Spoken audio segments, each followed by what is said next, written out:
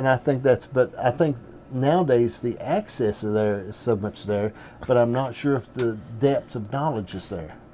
Yeah, you've got to have some type of knowledge, because now just like me, I can work on a car, and if I get something wrong with my car, I'll go and I'll Google it, and that guy will give me a diagram how to fix it, and I can fix it. Right. But now some people can't do that. Right.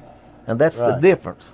You can't apply it. You don't know how to apply it. Right. And that's the same with our knowledge about everything else, knowledge of life.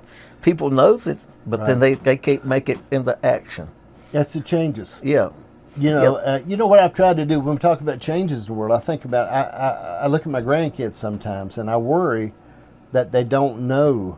Yeah. They don't know the crescent wrench from a pair of channel locks. No. And that worries me. Yeah. And I try to talk to them every chance I get. Yeah. When my grandson was here the other day and we were working on something, I said, I'm going to show you how we're going to put a receptacle in. Mm-hmm.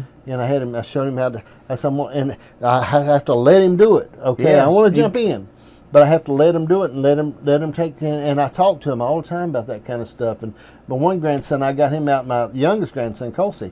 I don't know how old he is, 4 or 5, something like that. I can't remember. I can't remember. My wife knows exactly. Anyway, but I got a bunch of screwdrivers together, Phillips and Straights, about 15 or 20 of them, poured them out. Yeah. And I said, now let's go through these. And I'd make it into a game with him. And I said, is this a Phillip, a 4-way, or is this a straight? Flathead, straight, what is this? And he would go through them, and they were all different colors. Then I would pour them back out again. Now, I had to do something with him that I'd done with my son that helped him. When he got one wrong, I'd peck him on the head. Okay? So when he got one wrong, he'd start shutting his eyes. And I said, I have to do this because I love you. Yeah. I'd peck him right on the head with it. And then he got that really inspired He'll always him. Remember that. So see, it helped him. I can talk about screwdrivers and he starts shutting his eyes. He starts seeing them. Yeah, he can see him hitting him in the head. But I think the knowledge in the world, like you're saying, is so fast. Yeah, it's so fast that people just they can't catch on.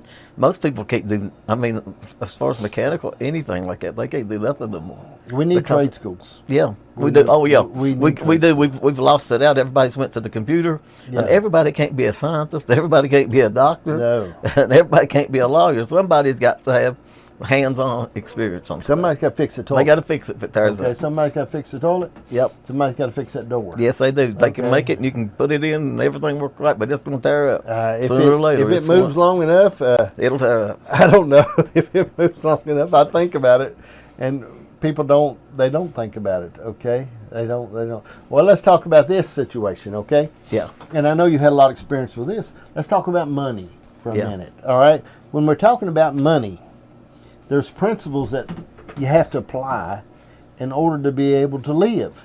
Yeah. And not be under constant threat of repossession and having your power turn off and stuff like that. Yeah. I mean, what are some principles that you could advise people to apply in their life? The one thing you can't do is get out and get in over your head. Okay.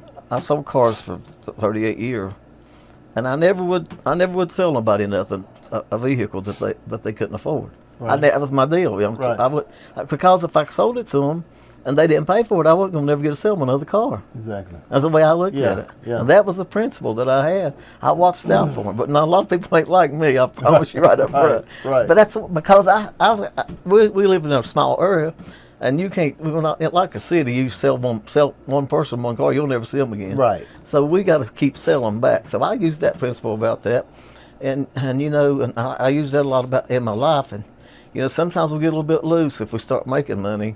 Yeah. And you make a lot of money, you get loose and you start spending. You buy stuff you don't really need, like 4 pairs of pliers over there. Toys. Yeah. You buy toys.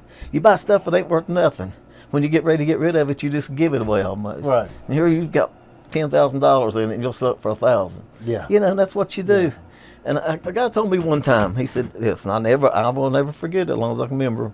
He said, the secret ain't making money. The secret is keeping money. Yeah. Because there's always somebody trying to sell you something. Yeah. It's always somebody trying to take that away from you. They're trying to get it. I mean, you'll see something on TV, and you'll order it. Yeah. On your credit card. 3 o'clock in the morning. Pay. Oh, yeah, $19.95 a month for 8 months on something that's worth about $20. I mean, that's the way people do, and they can't control it. You remember back when they used to sell them coins on TV in the package with proof sets? Well, okay.